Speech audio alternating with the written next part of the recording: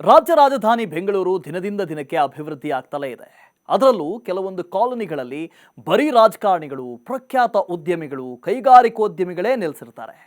ಇಂತಹ ಪ್ರದೇಶಗಳಲ್ಲಿ ಸೈಟ್ಗಳು ಅತ್ಯಂತ ದುಬಾರಿಯಾಗಿರ್ತವೆ. ಈ ಸಾಲಿನಲ್ಲಿ ಕೋರಮಂಗಲ ಕೂಡ ಇದ್ದು, ಇಲ್ಲಿ ಒಂದೊಂದು ಚದರ ಜಾಗಕ್ಕೆ ವಜ್ರಕ್ಕಿಂತಲೂ ಹೆಚ್ಚಿನ ಬೆಲೆ ಇದೆ. ಇನ್ನು ಕೋರಮಂಗಲದ 3ನೇ ಬ್ಲಾಕ್ ಅನ್ನ ಬಿಲೇನಿಯರ್ ಸ್ಟ್ರೀಟ್ ಅಂತಾನೆ ಕರೀತಾರೆ. ವಜ್ರಕ್ಕಿಂತ ಹೆಚ್ಚು ಬೆಲೆ ಬಾಳುವಂತ ಈ ಜಾಗದಲ್ಲಿ ಉದ್ಯಮಿಯೊಬ್ಬರು ದಾಖಲೆ ಮಟ್ಟದಲ್ಲಿ ಹಣ ಸುರಿದು ಭೂಮಿ ಖರೀದಿ ಮಾಡಿ ಗಮನ ಸೆಳೆದಿದ್ದಾರೆ. ಎಸ್, ಕೋರಮಂಗಲ ಏರಿಯಾದಲ್ಲಿರೋ ಪ್ರತಿಷ್ಠಿತ ವ್ಯಕ್ತಿಗಳಿಂದ, ಹೈಫೈ ಬಿಲ್ಡಿಂಗ್ಗಳಿಂದ ಹಾಗೂ ದುಬಾರಿ ಲ್ಯಾಂಡ್ ರೇಟ್ನಿಂದ ಇದೀಗ ಕೋರಮಂಗಲ ಬೆಂಗಳೂರಿನ one of the costly area ಅನ್ನೋ ಟೈಟಲ್ ಪಡೆದುಕೊಂಡಿದೆ. ಇತ್ತೀಚೆಗೆ ಕ್ವೆಸ್ ಕಾಪ್ನ MD ಆಗಿರುವಂಥ ಅಜಿತ್ ಐಸಾಕ್ ಅವರು ಬರೋಬ್ಬರಿ 67.5 ಕೋಟಿ ಕೊಟ್ಟು 10,000 ಸ್ಕ್ವೇರ್ ಫೂಟ್ನ ಜಾಗವನ್ನು ಖರೀದಿ ಮಾಡಿ ಹೊಸ ದಾಖಲೆ ಬರೆದಿದ್ದಾರೆ. ಅದರ ಜೊತೆಗೆ TVS ಮೋಟಾರ್ಸ್ ಕಂಪನಿ ಕೂಡ ತನ್ನ ಕಚೇರಿಗಾಗಿ ಸ್ಕ್ವೇರ್ ಫೂಟ್ಗೆ 68,597 ರೂಪಾಯಿ ನೀಡಿ ಖರೀದಿ ಮಾಡಿತ್ತು. ಇದರಿಂದ ಗೊತ್ತಾಗುತ್ತೆ ಕೋರಮಂಗಲ ಎಂತಹ ಪ್ರೆಸ್ಟೀಜಿಯಸ್ ಏರಿಯಾ ಅನ್ನೋದು. ರಿಯಲ್ ಎಸ್ಟೇಟ್ ಎಕ್ಸ್ಪರ್ಟ್ ಹೇಳೋ ಪ್ರಕಾರ ಕೋರಮಂಗಲದ ಈ ದುಬಾರಿ ಬೆಲೆಗೆ ಕಾರಣ ಅಕ್ಕಪಕ್ಕದ ಏರಿಯಾಗಳಲ್ಲಿ ಯಾವುದೇ ಪ್ರೈಮ್ ಪ್ರಾಪರ್ಟೀಸ್ ಇಲ್ಲದೆ ಇರೋದು.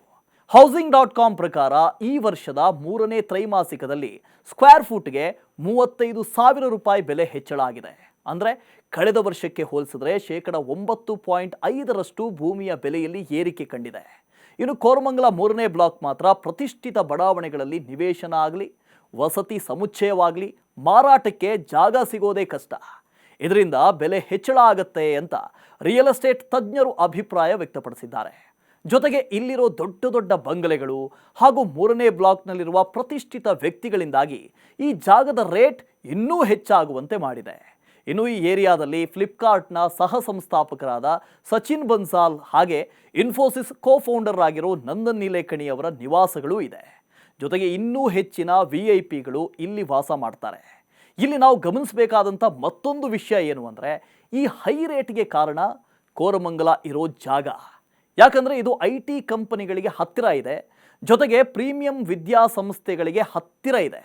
ರೆಸ್ಟೋರೆಂಟ್ಸ್ ಇರಬಹುದು, ಪಾಶ್ ಲೈಫ್ ಸ್ಟೈಲ್ಗೆ ಹೊಂದುವ ಅನೇಕ ಅಂಗಡಿ ಮಳಿಗೆಗಳು ಹಾಗೂ ಅನೇಕ ಪ್ರತಿಷ್ಠಿತ ಆಸ್ಪತ್ರೆಗಳು ಕೂಡ ಕೋರಮಂಗಲ ಸುತ್ತಮುತ್ತಲೇ ಇದೆ.